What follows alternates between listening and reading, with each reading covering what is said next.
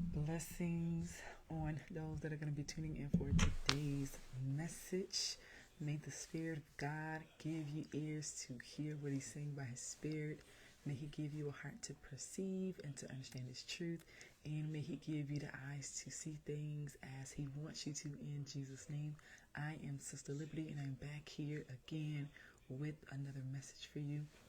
Today we are talking about passing the baton with purpose and pressing in for the next generation and coming out of spiritual debt. Somebody is about to get free off of this message. You and I aren't always going to be here. We have to transfer the power. We have to transfer the glory. We have to give responsibility. We have to give the mantle unto the next generation. Our generation is already evil. It's already wicked. How much more the next generation, your kids, my kids, their day is going to be a lot worse and a lot more wicked. And so they're going to need a lot more than what you and I have. And you know that starts with you being an interruption. When we're talking about pressing in for the next generation, we're talking about going through the fire.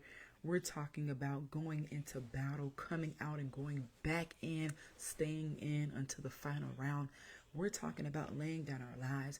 We're talking about getting over the offenses. We're talking about building. We're talking about overcoming ourselves when we're talking about pressing in for the next generation, because we have to leave something for them. It can't just be said that life is hard and people are bad and women are bad and black people are bad. We have to leave something behind for our children to actually work with. That's why when you hear the whole phrase of passing the baton, you're transferring the power, you're transferring the anointing, you're transferring the glory, the assignment, what was left, what it is that you did not finish. You're passing that on. You're giving responsibility to the next person to carry, and they have to know why they have the baton. I can't just have the baton. I don't know if you've ever ran before, but I've been in one relay race where you have to pass the baton. And I may have been the last one. Or maybe I've been in two. I don't remember, but I've been in a relay race. I've been in a baton race, having to pass the baton, having to get the baton. And so once that baton is passed into your hand, because the person giving it to you has already done their job. They've already done what was necessary for them to do to get it to you. Once that baton is given over to you, it is now your responsibility to finish. It is now your responsibility to do your job. But you have to know what your job is and why you've been given the baton. I can't just say, well, I have the baton. Now what? You have to know the purpose behind why it's been handed to you. Why has it been passed down to you? This is why it's important that we are interrupting the plans of the enemy on our lives, on our bloodline. There are things in your bloodline that are still active. Curses, death and illnesses and sickness and loss and poverty and incest and, having children out of wedlock, adultery, fornication, perversion. There are all kinds of things in most of our bloodlines, things that you and I are dealing with or overcoming now. Drunkenness and drug abuse and overdose and anger and bitterness, unbelief, doubt, envy, strife, jealousy, contention, manipulation, witchcraft, rebellion. The list goes on and on and on. How can I leave my children something that's going to benefit them? We're not talking about them going to college, getting a degree, and having money in their bank account. We're talking about leaving an inheritance that can be passed on for generations. Once you leave this world, you can't take it with you. But what you can take is what you've accomplished here in the spirit into eternity. There's spiritual assets, right? There are spiritual bank accounts. There are spiritual deposits. There is also spiritual debt. We don't realize the effects our decisions have on the next generation. Decisions that you make, how greatly it impacts your children. And if you don't have any kids, then it's those that are closest to you. We don't realize the severity in how what we do affects those around us. That's why it's important to become an interrupting, disturbing the plans of the enemy on one's life. That's what an interruption is. When you break through the barriers, when you break through the limitations that were set over your bloodline through sin. Your ancestors sinned. They sinned against God. They made deals with the devil.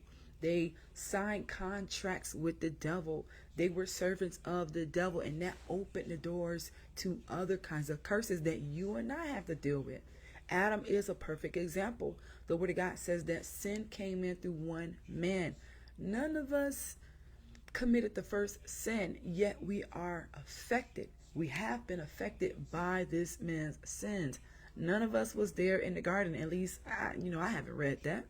None of us was there in the garden with Adam and Eve. Yet we have been affected by his sins. As a result of his decisions, you and I have been affected. That tells us that just a little leaven leavens the whole lump. One decision can affect the whole generation. Those of you that are dealing with different strongholds, different curses, different barriers, different perspectives in your mind, your life, where you can't seem to come out of this hole.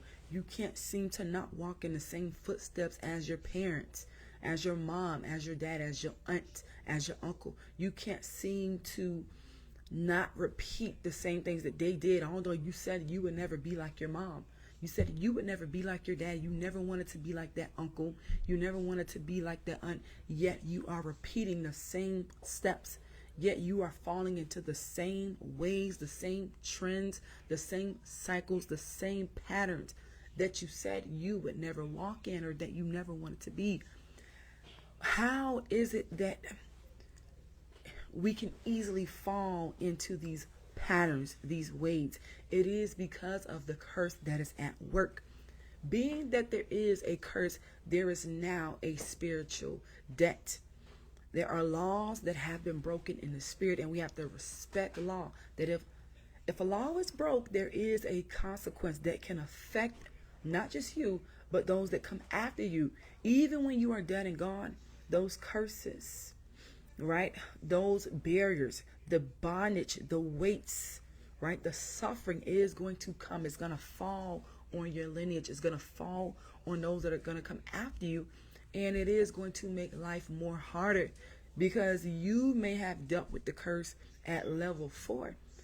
But because of sin, the curse is going to get stronger, and that is going to make the next generation more worse, where that child is going to be worse than their parents. That great-grandchild is going to be worse than their parents, and so on and so forth. It's only going to get worse. It's not going to get better. And so the spiritual debt is not like the natural debt where you can wait 7 years for that thing to fall off. No. The laws work different in the spirit. We know what debt looks like in the physical, how there are certain debts that is going to fall off after 7 years. And so I don't have to pay it. I don't have to pay it. But we know having debt, having credit is a big deal. And not having any credit is like having bad credit. You know, credit is a reflection of how well you manage things. So whether you're in debt or whether you have credit, it does say a lot about you. It is a reflection of who you are. We know that most people that are in debt are trying to get out of debt. What does it mean to have debt? It means to owe someone. You took something from someone that wasn't yours and now you owe them. Whether it was you borrowing it, you using it for a time, you owe them. You owe them. And when you don't owe them, when you don't give them back what you're supposed to, that is a debt. And sometimes in the natural, that debt can increase. That is called interest, where you're supposed to pay this amount back, but now there's what's called interest. It's a percentage that's now added to your debt. So now you have even more debt. The purpose of the debt is to pay off so that you build credit. Credit is the green. Debt is the red. That's the negative. We want to get into the positive. We want to eventually get to a place where we have what is called the residual income, where we don't have to look to see if anything's in the account. We know that it's flowing in and it's going to be a continual flow. We want that. We want that in the spiritual, not just the natural. We have those who have come before us who have gotten us into debt. This is why certain curses can be stronger than others, because in the spirit, this sin cost $5,000 or $50,000 in the spirit. This sin, this decision that this ancestor made, that this parent made, was a $30,000 cost in the spirit. It's not easy to come back from $50,000 debt. It's not easy to come back from a $30,000 debt. That takes time. That takes a building up of credit and having to get credit, right? Having to take on someone else's debt. We live in a world where that is a thing. If this person had an excessive amount of debt, then when they die, because maybe in their minds, I can't pay that and I'm not going to pay that. That's not going to affect me. Maybe they had that mindset, not respecting the fact that that is going to affect the next person closest to you. Although you're dead and gone, somebody else has to pay for this debt. Somebody has to pay for this. It is going to fall on the next person. And if that's you, you may not have been the one to, make the bad decision. You may not have been the one to go out and get a loan. You may not have been the one who signed up for a credit card or who borrowed money from this credit institute. You may not have been the one who signed off, but this person did. And now you are responsible for clearing their debt, because the debt has to be cleared. Somebody somewhere has to pay for this. This is how it works in the spirit. Our ancestors and our parents have made bad decisions if they did not serve the Lord. If they did not serve the Lord, then they served idols, and they created spiritual debt for you and I, whether that was by way of the culture, whether that was by way of just following their own path, living out their own lives, independence, doing their own thing. They created spiritual debt that you and I now have to clear. We have to come up out of that. How do we do that? We do that by becoming an interruption. You may not want to be the one, but it is going to take for someone to rise up and say, I'm willing. You may not have committed the sin. You may not have committed the act. However, there's spiritual debt that needs to be cleared. Someone has to clear it. If no one is willing to clear it, then things are only going to get worse, meaning you're going to add to the debt. You're going to add to this person's debt, and now it's going to be greater, and now the effects are going to be worse. If you don't interrupt the plans of the enemy on your life and in your bloodline, then it is going to be far worse for your children if you have them. If you have them and you say, well, it won't be that bad. I made it through, right? I got through some things. It's made you bitter and more resistant against the Lord. And now your kids have to take this on. And you need to respect the fact that their day is going to be a lot more worse than your day. They're going to go through far more things than you went through. Now with more debt. Now with more weight. Now with more curses. If this curse was at level 4 for you, now it's going to be at level 7 for your kids. If the curse was at level 10 for you, now it's going to be at level 18 for your kids. Meaning they're going to have a lot more to deal with. You're going to have a lot more to fight through. So the pressing in, I have to know that as I'm pressing in, I'm not just pressing in for me. Every moment I deny myself, every moment I decide to let go of an offense, every moment I decide to build and adding into my spiritual bank account, I am doing this for the next generation. We have to leave a spiritual legacy behind for the next generation. We're passing the baton with purpose. David says how it's a blessing when your quiver, I think he says it like that, is full. He says, these are going to speak with the enemy in the gates.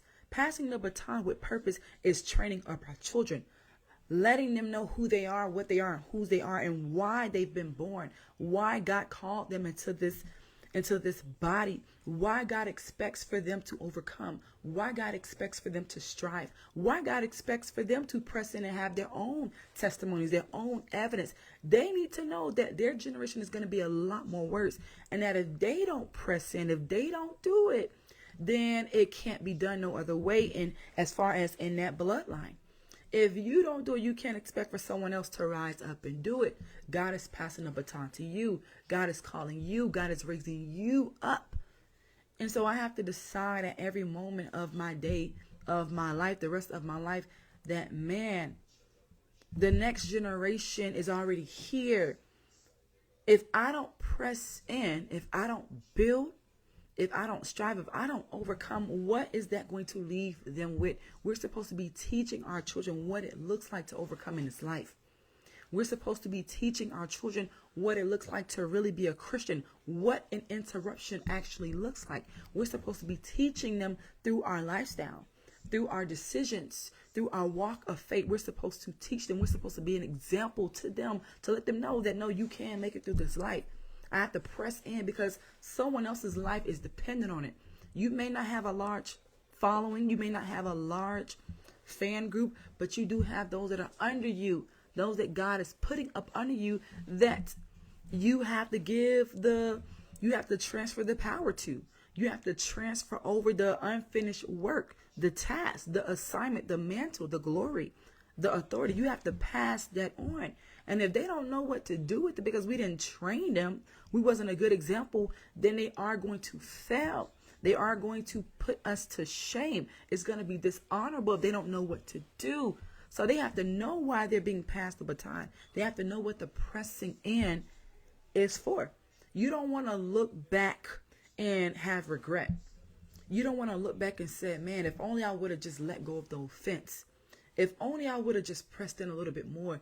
If only I would have realized that, man, it really wasn't that bad. If only I would have just been more available. If only I would have just stayed open. If only I would have just laid down my life. If only I would have just got more low, right? Then things could have been a bit more different. We want the legacy that we leave behind to be more smooth for our kids. We don't want it to be rough for them. We don't want to make the path for our kids hard. We want it to be easier and smoother. Well, that does start with you and how you press in today, how you get through the moment right now. Because what you decide to do right now in the moment is going to affect your tomorrow, and it's going to affect the generation after you. How are you pressing beyond what's happening right now? The circumstance and the opposition, the adversity. How are you deciding and choosing to get through that? Because it's not going to just affect you, but those that come after you. I have to know that even when I want to give up, even when I'm tired, no, I'm pressing in for those after me. Because someone is coming after me. If I have kids, they're coming after me, and I have to leave something behind for them to work with. I have to leave something behind for them to pass to the next generation. We want generational blessings, generational breakthrough. We want generational revival. We want generational favor and healing throughout our bloodline. We want godly seeds raised up unto the Lord, not just with our kids, but their kids. We have to keep it going, but that starts with you. It starts with you. Right here, right now, every single thing that you do is going to affect them. If you decide to continue living according to your own understanding, that is going to affect your kids. What are you teaching your kids? Are you teaching your kids that this is the only way to resolve life issues? Smoking, drinking, fornicating, cursing people out, lying on governmental documents. What are we teaching our kids? Are we teaching our kids how to overcome? Are we teaching our kids how to fight through?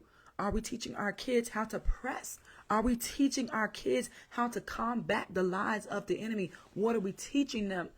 Your life is going to be the biggest message that you ever tell. Your kids, they watch everything that you do. That's why at a small age, you see them trying to model after what you do. You know what you do. They may wear your heels, or they may try to put on daddy's shoes and daddy's clothes. Why? Because they want to do everything that you do. They watch you. They're sponges. They're sponges. They're going to watch how you deal with conflict.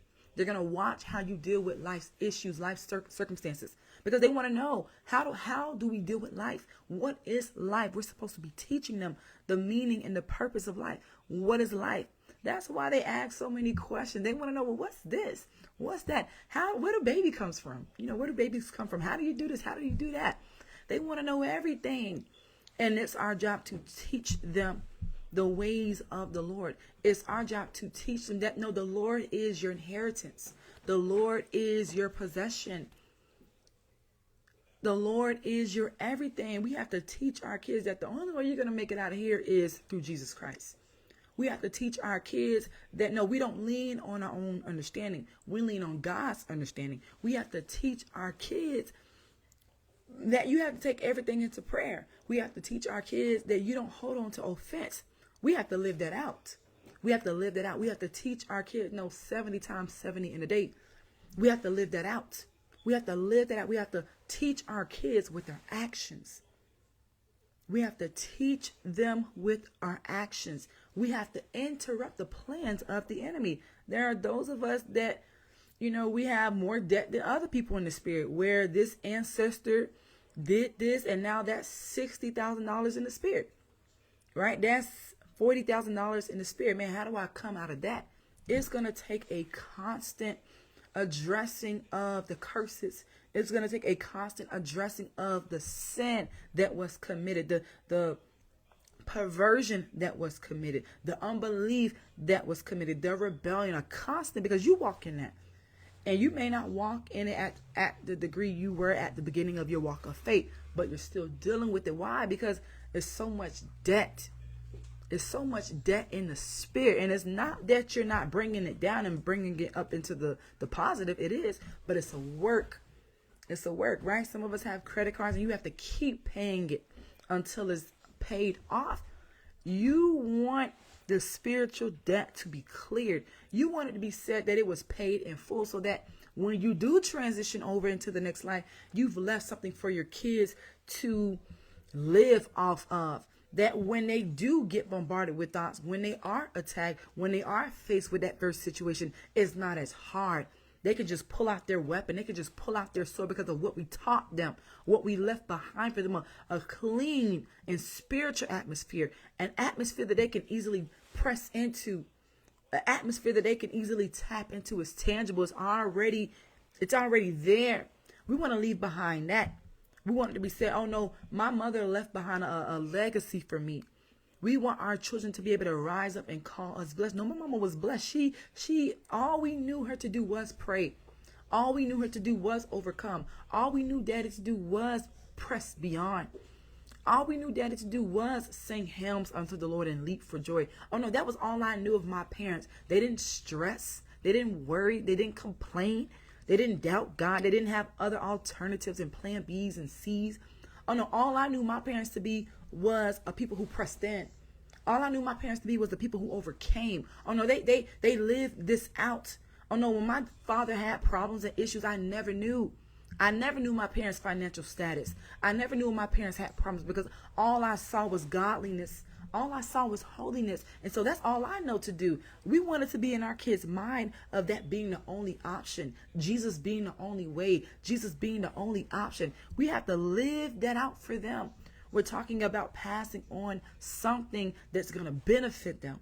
We're talking about leaving behind something that's guaranteed success. Not sending them off to college. And I'm not knocking anybody who wants to send their kids to college.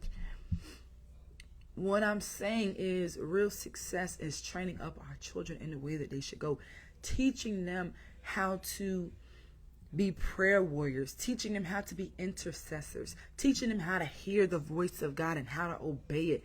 Teaching them how to not harbor bad emotions and bad feelings, but taking everything into prayer. What are we raising them up to be? Because they have to face their world one day. And their world isn't getting any better. It's only getting darker. And we have to teach them. We have to teach them how to be sons. Timothy talks about, teaching the gospel unto the next generation. We have to teach them the ways of the Lord. If we don't teach them that God is their inheritance, if we don't teach them that Jesus Christ is the only way, then the world will take them in and make a monster out of them. If you say, no, let them live, let them learn, let them explore so that they can be like you, liars, manipulators, fake people, right? Fornicators, drunkards, supporting doctrines of devil. We have to raise up missiles and arrows and bombs. We have to raise up children that will speak with the enemy in the gate. They don't back down from a fight.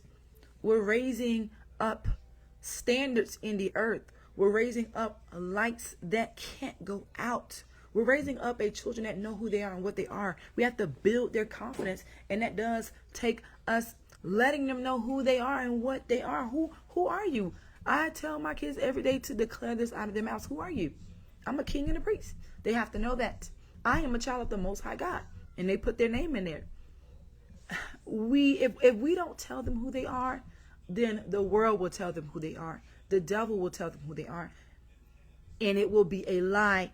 It will be something that they're not. If you don't train up your child in the way that they should go, so that when they are older, they don't depart, then the world will train them up, and they will become rebels. They will become menaces. They will become monsters. They will become bad people. If you don't train, and it starts with you, that's what I'm saying. At what point do we decide enough is enough? If I don't press in for the next generation, then I'm already setting them up to fail. If I don't set them up to prosper, and setting my kids up to prosper, I would have to be prospering. I would have to be prospering in the Lord, because they're learning from me. If I don't set my children up for success, and what is real success? Real success is training them up in the way of the Lord. That is real success. Real success isn't having some plaque and some degree up on your wall and showing your kids, look what I did. Real success is teaching your child how to overcome their world. Not just on the outside, but on the inside. Teaching them how to fight through the thoughts that attacks them throughout the day. Teaching them how to fight through the midnight hours when they're being attacked in their sleep. And you just tell them to go back to bed. No, teaching them how to rise up and wise up in power and authority and anointing that God has put on their lives. If he's given them to you, then it's for a purpose. He says, little children are the inheritance of the Lord, and the fruit of the womb is his reward. So not only is God their inheritance, but they're God's inheritance. You are God's inheritance. Your children are God's inheritance. We have to clear some debt. I'm sorry that the lot fell on you. It fell on me. We have to make some decisions. None of us asked to be here, but the reality is we're here, and we have to fight our way through this life.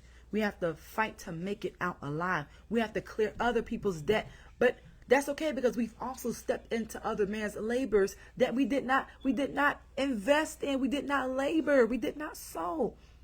So although we're clearing debt, we have also stepped into other man's blessings, other man's work, other man's mantle, other man's footing, other man's glory.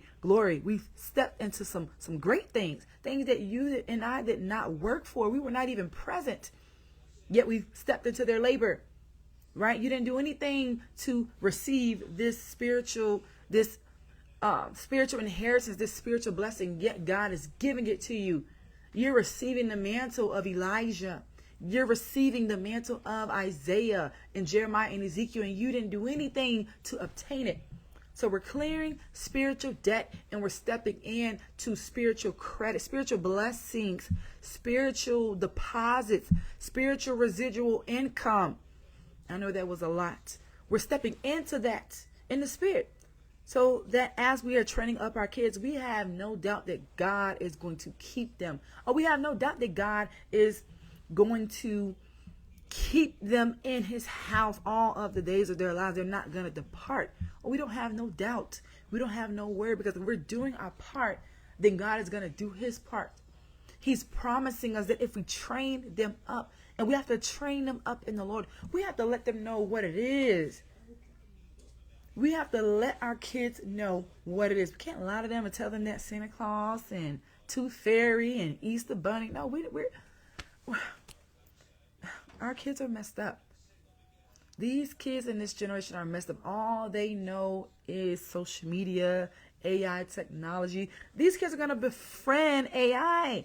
And if those of us that have been called out of the world, we don't train them up to know what things are for real, calling them out by name, letting our kids know that the devil is out here. The devil is out here. The devil is wrecking your world. The devil is wrecking the youth. If we don't tell them what it is and what it ain't, what is not, our kids are going to be messed up. They're going to be confused about life like the rest of the generation is. They're confused about life. You got 5-year-olds born as a girl thinking that they're a boy. 5-year-olds born as boys thinking they're a girl. I'm telling you, it's messed up. The devil is having his way. And we can't let him have his way with our kids. Oh no, they got to speak with him in the game. Oh no, our kids have to become a problem for the enemy. They have to become a problem for the devil, an issue for the devil. We have to raise them up to make war and get them ready for war. We have to prepare them for their world.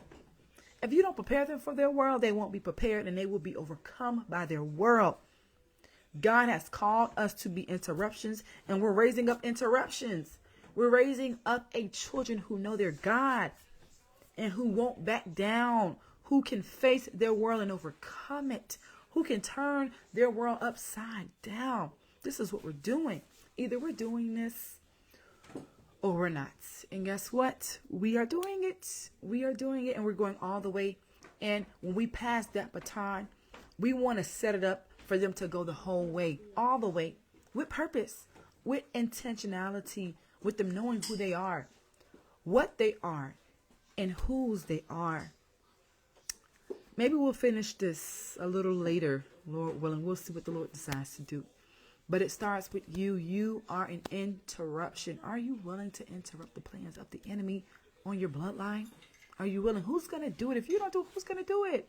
What if no one else is raised up? What if you are the only hope for your bloodline, for your children, for your lineage? My goodness. There have been people whose lineage got cut off, cut short, because no one was willing. And now that's the end of this person's lineage. There's nothing else in the earth, associated with them. That's just it. What are you going to decide to do? What are you going to do? Are you going to be an interruption or someone who just keeps the generational curses going? God have mercy. God have mercy. We need grace. We need grace. So, yes, God bless you in Jesus' name.